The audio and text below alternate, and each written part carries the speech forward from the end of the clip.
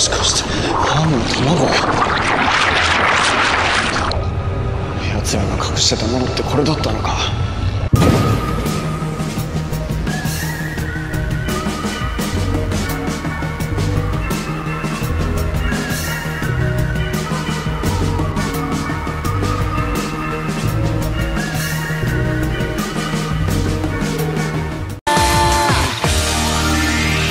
Welcome back to Halloween month 2022. Can you believe it's already Halloween?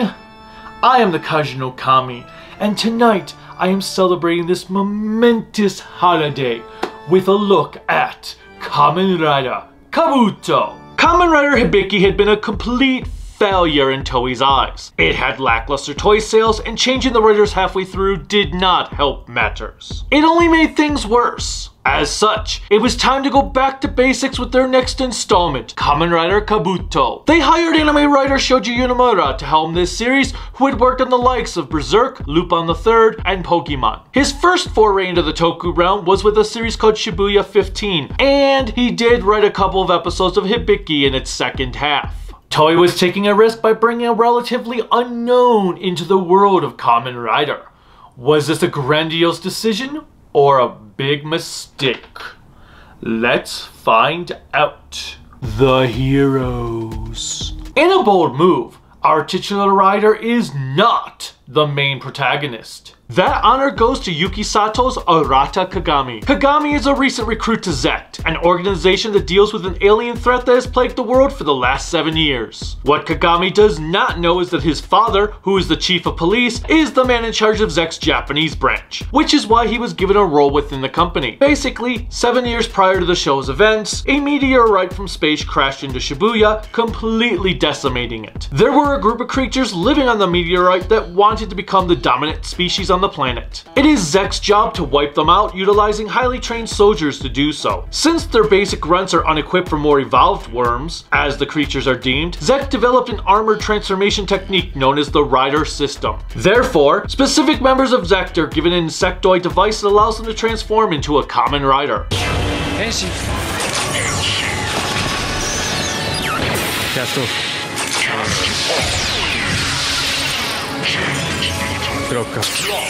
Things do not always go as planned, as there are apparently people who are more qualified to be Kamen Riders than Zect's own soldiers, for the Rider system seem to choose their own masters. Of course! Anyway, Kagami befriends a narcissistic egotist by the name of Soji Tendo, who wields the Kabuto Rider system.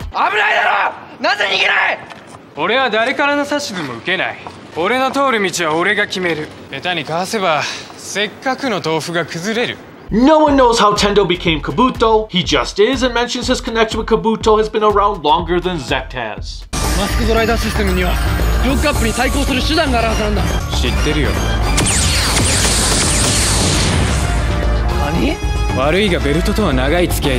It's an interesting mystery that will be unraveled over the course of the show. I will say that I really like Tendo because actor Hiro Mizushima brings a lot of charm and charisma to support his egotistical side.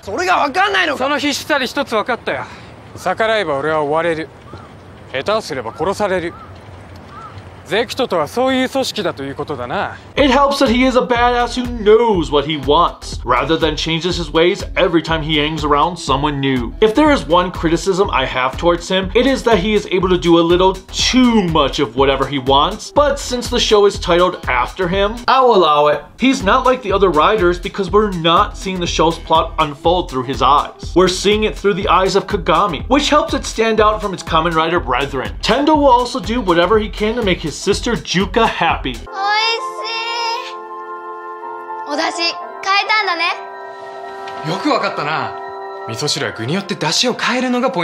Anyone who tries to do her harm will face his wrath.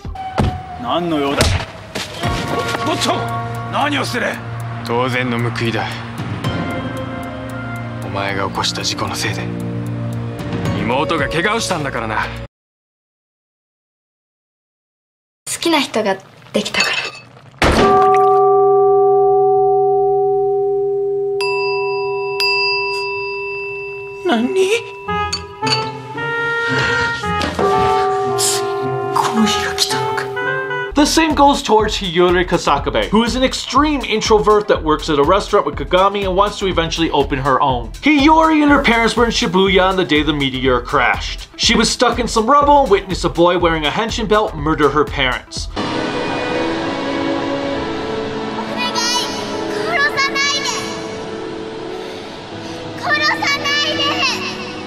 This leads her to question the intentions to both Kagami and Tendo, for she witnesses them both slugging around the belt that led to her parents' demise. This girl has some massive trust issues and finds it very difficult to speak up.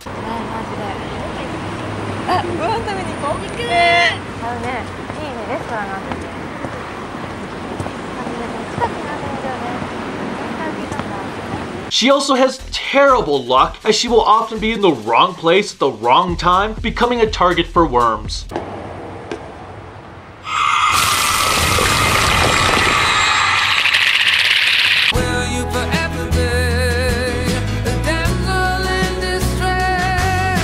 There are a couple of plot twists that happen to Hiyori, some of which I'm still unsure as to how I truly feel about them. Do not watch the theatrical film before you finish the series, otherwise it will spoil a major plot point for you. Lastly, we come to learn she hates cold food. I'm right there with ya. Back to Kagami, we see him grow from a man who wants to take down the worm threat for the disappearance, assumed death of his brother, whom he admired, to a man who wants to protect everyone, becoming Kamen Rider Gatak halfway through.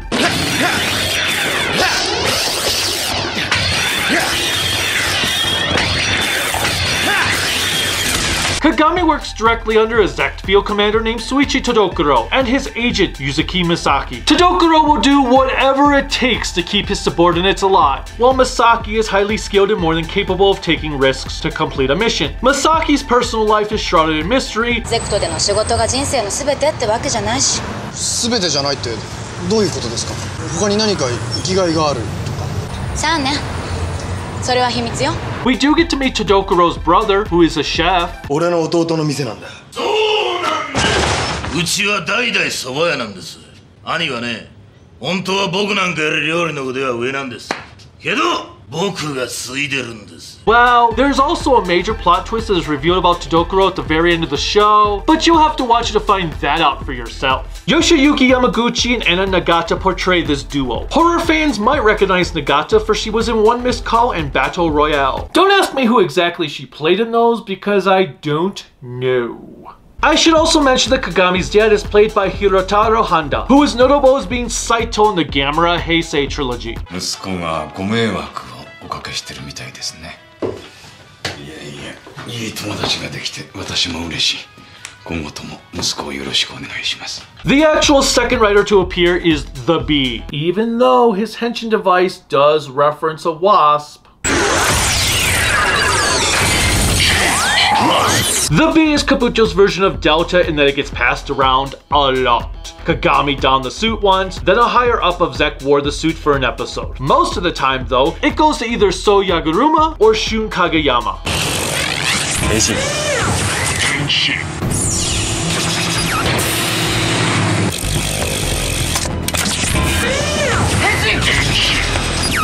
Yaguruma is first introduced as being the commander to Zek's elite squad, Shadow. He's all about the team working in perfect harmony and loves to treat them to tofu meals to enhance their determination, a move that will often leave him at odds with Tendo as they both buy their tofu from the same shop. じゃあ互いの大切なもののためにここは公平に分けよう。おばあちゃんが言ってたよ。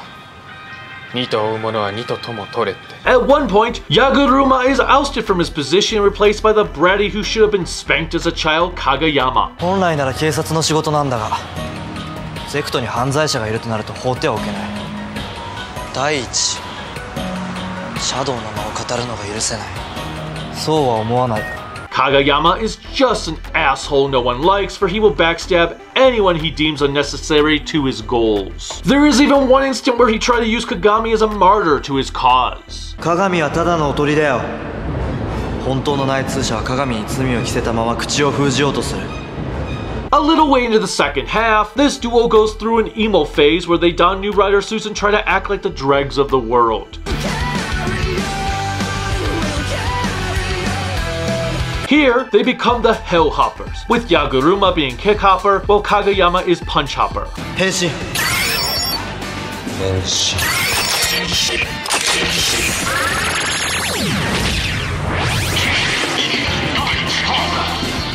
I'm not exactly sure what Yonemura's plan was for these two from a writing point of view, as they kinda go nowhere in the end, but it was an interesting tribute towards Ichigo and Nigo. I just wish there was a purpose for them beyond being a toy commercial. They at least have cool music that tend to follow them.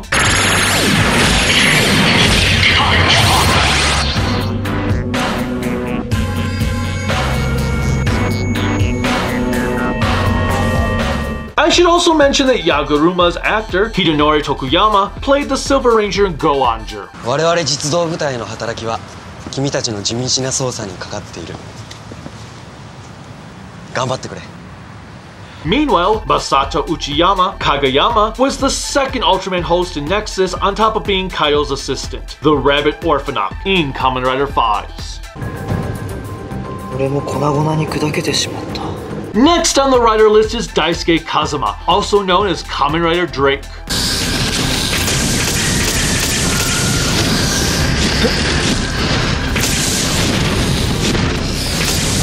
Daisuke is a makeup artist whose goal is to make women pretty. That's all he really wants in life. It's simple yet efficient. 風間さんにメイクしてもらうといつもの10倍綺麗になれるって感じ。ありがとう。助かったわ。 He struggles with finishing complimentary sentences, requiring the help of his amnesiastic assistant Gon to complete it. 奥様のような完璧な女性がこの世に存在するなんて、まさに一つの奇跡。そうそう、それそれ。 Gon is a really likable child character who is well acted and can hold her own in most situations. The biggest detriment to both Daisuke and Gon is that no matter how much effort actors Kazuki Kato and Airu Kanzaki put into their roles, they are left with very little material to work with. I'm not sure if perhaps they weren't popular enough characters, or if Yonemura found himself juggling with too many characters, but they are severely underutilized. The duo first show up early on and sticks around for a good arc, only to disappear for like 20 or so episodes before they pop up again, and then they're gone once more for a bit. They are hardly even featured in the finale, which is quite disappointing. It also seems like most of the time Daisuke appears, he is in some sort of tussle with the other riders, rather than working with them for one reason or another.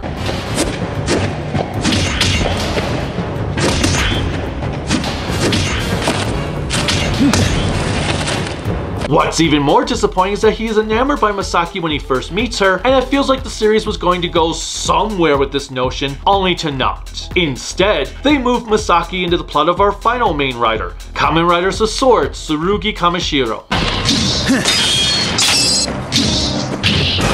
全てのワンは俺の獲物だ。手を出すな。お前の出る幕はない。 Tsurugi is a pampered rich kid who thinks he is the best at everything while wanting to wipe out the worms for one of them murdered his sister.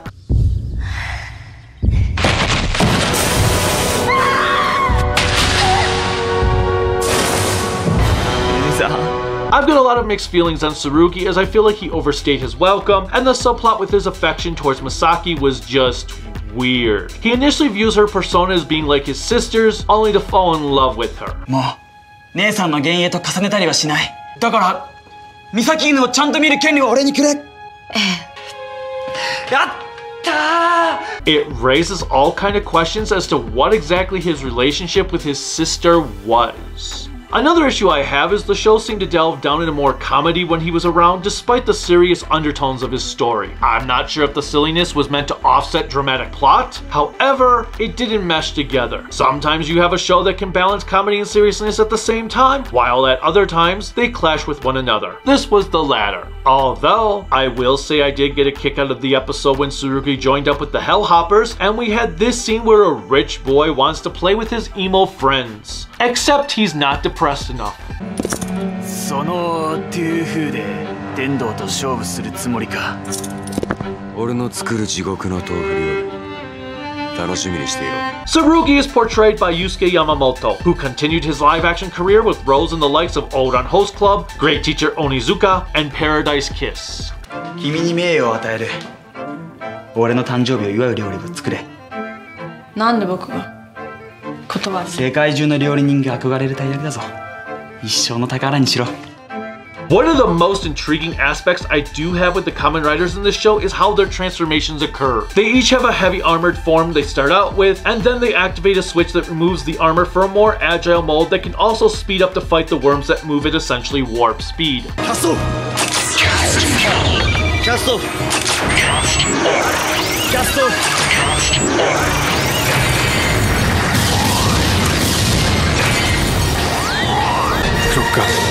If I could save time in a bottle, the first thing that I'd like to do. We also learn later that they can reform the armor when they need to by switching their suit back.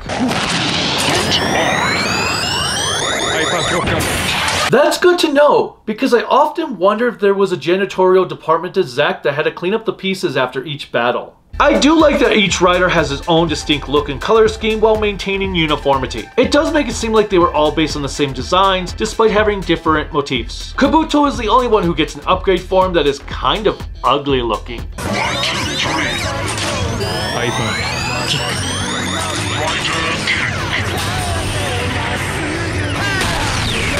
Yep, not a fan of hyper mode. 3 remaining characters that are important to the series is the aforementioned Zek higher-up, Masato Mishima, his subordinate, Renge Takatori, and Tsurugi's butler, Jiya. Masato is a mysterious man we constantly see eat pills and take orders from Kagami's dad, though it is assumed he has his own agenda. He's the exact opposite to Goro from Kamen Rider Ryuki, who Tomohisa Yuge also played. 間宮レナが不穏な動きを始めている。奴らより先に捕獲しろ。 As for Renge, she goes from being an abused Zek dog, as it were, to her own free-thinking woman who chooses to follow Tendo. She ends up getting a job at the same restaurant Hiyori works at, despite her inability to cook food. ですから、カレーに漬物です。どうぞ。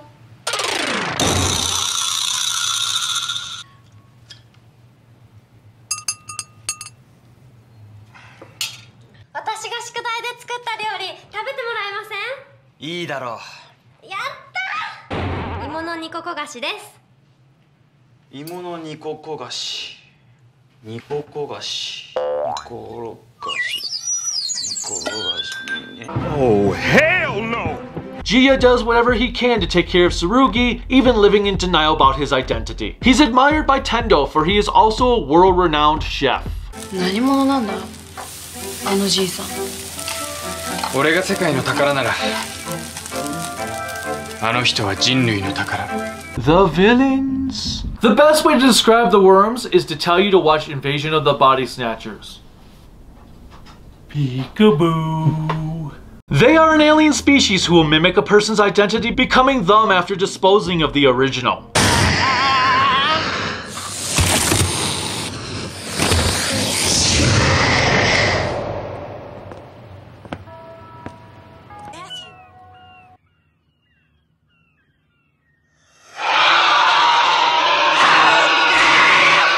This concept is as intriguing as it is frightening, because sometimes the worm forgets they are even one and lives that individual's life as if it were their own. We get to see this occur a few times over the course of the series. It's also interesting when there are times our cast will have to split up to follow a character who has been copied, only they don't know which one is the original, as was the case in the episode that featured Deca Pink's actress being the victim.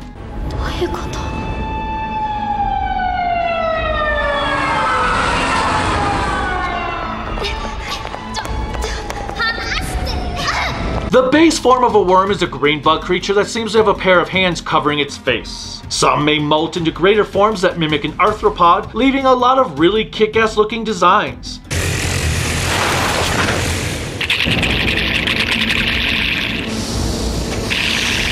The evolved worm can also use the clock-up ability the riders have.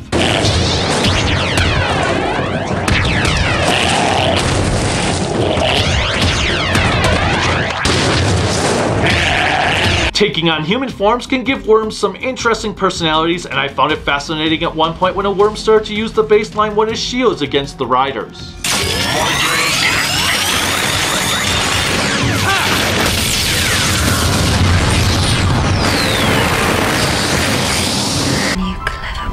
There's also one who takes the form of a child to manipulate its victims. 兄ちゃんを逃がしたの。殲滅作戦引き延ばしてくれないかと思ってね。だからもう用済みさ。 Sadly, outside of a few instances, there's not much done that can make this group intriguing beyond the body snatcher plot point. 女を見なかったか。グレーのパンツの女だ。あ、それなら向こうに。こ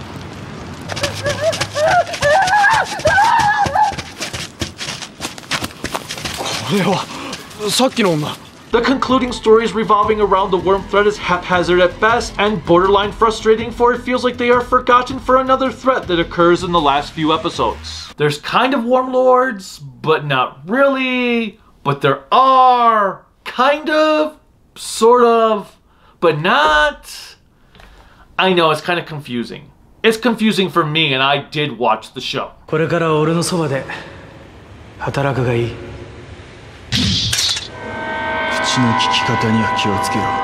Speaking of another threat, there's an evil version of Kabuto because of course there is.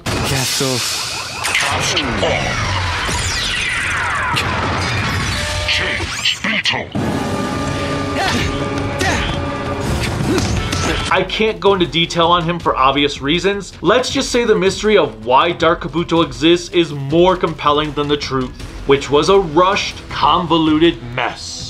The effects and music.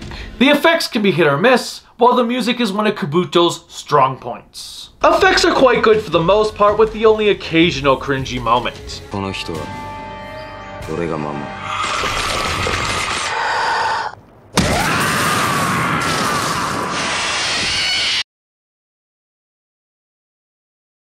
I really like the clock up scenes because even though you can tell the actors are fighting in front of a green screen, it adds a new dynamic to the battles.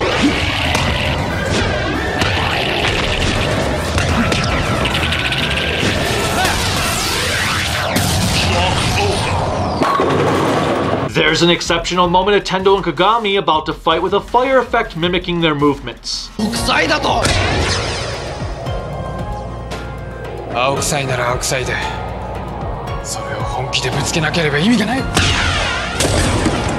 On the other hand, sometimes the mics the actors use are not so good. もう二度と俺の前に現れないでくれ。サバ味噌パーティーはどうする？それどころじゃないだろ。つまらないやつになったな。何？パーティーはパーティーでやればいい。お前がザビーであろうがなかろうが、俺には関係ない。 Fight choreography is usually a joy to watch, even if it doesn't often have unique camera angles like other shows have had. Except for the spinning camera moment. The spinning camera in this scene was freaking awesome. すべてうまくいった。あとはドレークグリップを回収すれば、お前がドレークの資格者になる。 There's an occasional bike moment that is cool to see, though those are far and few between in this one.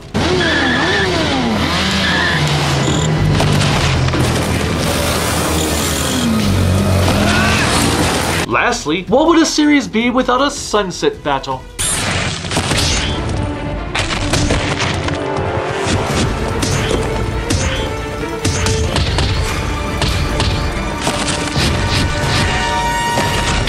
The music is composed by Kuniaki Haishima, and his score does a wonderful job of blending together the science fiction themes to this mysterious story. Haishima has done music before in the likes of Macross Zero, Blue Gender, Monster, Shibuya 15, and Kamen Rider Amazons. Oh, and Metroid Other M, which was that game's only saving grace. Regardless, his soundtrack is quite satisfying to the ears, as each writer seems to have a distinct theme that can pull off both whimsical and dramatic in the same notes. I really love how distorted he can make Tsurugi's happy theme sound.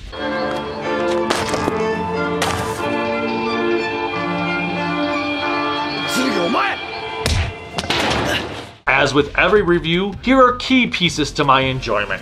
お前に勝とうとするあまり、俺は自分の道を踏み外した。ザビーゼクターに見限られるのも。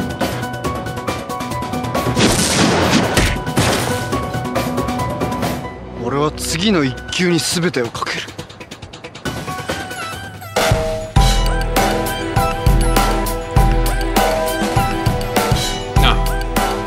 ゼクトのチームっていうのはいくつかあるんだよ。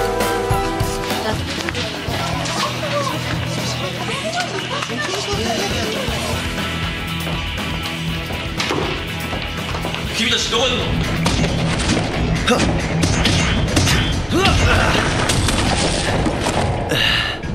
の？おい、お前の相手は俺じゃなかったのか。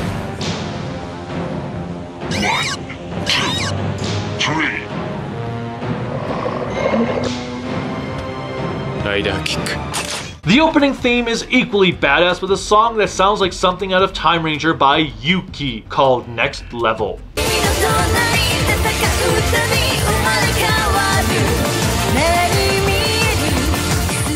The episodes. For the most part, I enjoyed the vast majority of Kabuto's episodes, despite their flaws. I will say, it was not in perfect harmony. Individually, the vast majority of them are interesting to watch. As a whole, the ending is a complete train wreck that feels amateurish, as if Yonemura had no idea how he wanted to end this show. Worse, the last 5 episodes feel like they should have been twice the length to fully flesh out the plot details. The finale plot twists are not the least bit surprising, and yet still manage to disappoint. The final confrontation is a major letdown, and the worm thread is knocked to the wayside for something else that has little impact towards the viewer. It does leave a nasty aftertaste in your mouth, making you ponder if the show was truly worth your time. Episodes 37 and 38 do remind me that Kabuto was a series worth going through. This duo, which is centered around Juka's school and a ghost story, is a fantastic pair of episodes that show the series at its best. There's atmosphere,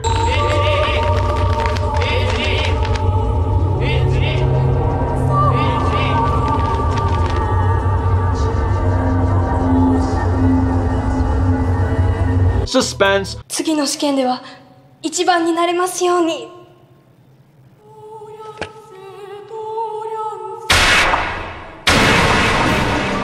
a good balance of comedy and drama, and the story is just entertaining to sit through. The color filter used at the beginning of episode 38 was equally endearing.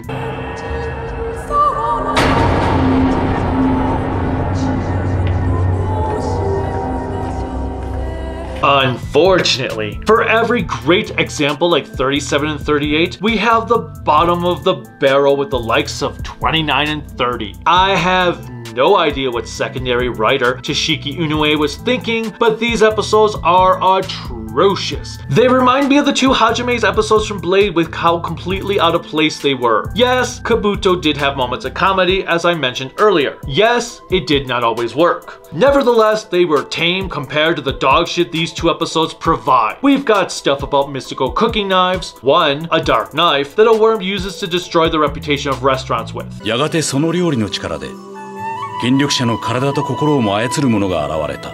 そのような闇の料理人の頂点に立つ者に代々伝わってきた包丁がある。その名も黒包丁。 An Iron Chef-like competition occurs with Jiya and the Worm, with Kagami's dad being the judge for some reason, who is now playing the character like this show is slapstick comedy.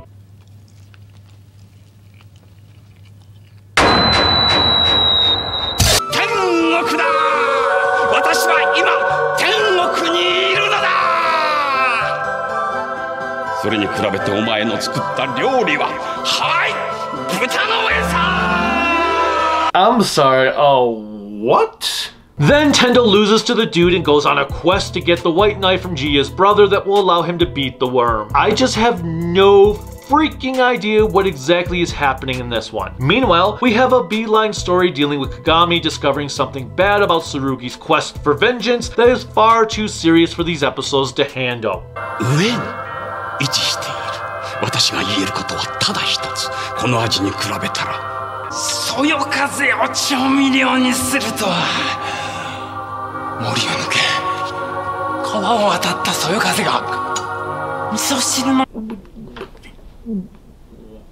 I'm done with this. Move on to the movie. Thank you, Toei, for only providing one Kabuto movie. Godspeed Love takes place in an alternate universe where humanity has nearly gone extinct. Zek still exists, but they are more akin to a Nazi-like organization here than they are in the series. その天道というとこ信用できるの？いえ、ただ情報なんて隠しきれるものじゃないし、どうせバレるなんて逆に利用してやろうと思って。There's an opposing group named Neozect because nothing says you have great ideas like taking the same name and putting Neo in front of it. もう逃げられんぞ。ネオゼクトの残党はもはや貴様らだけだ。ヤマト、俺たちは自由を勝ち取るためなら、たとえ一人になっても戦う。 We get a few new riders.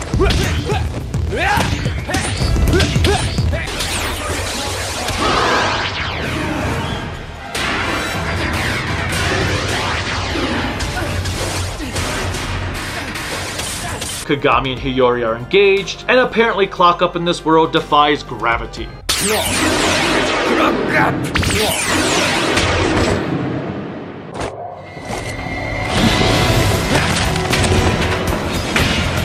For being a little over an hour long, this movie is an utter bore fest. The best way to enjoy this one is to clock up the playback speed.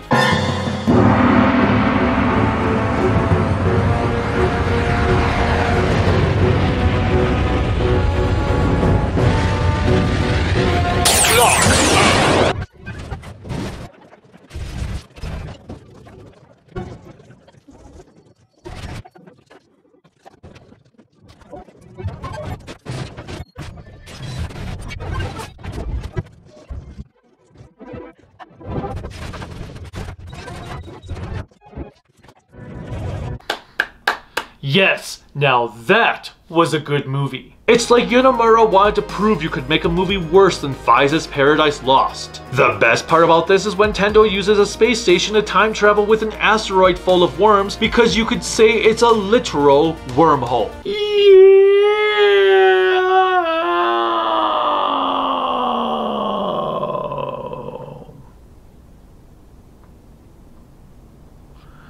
I should have grabbed the sunglasses, shouldn't I? Yeah, that would totally have been cooler if I grabbed the sunglasses, right?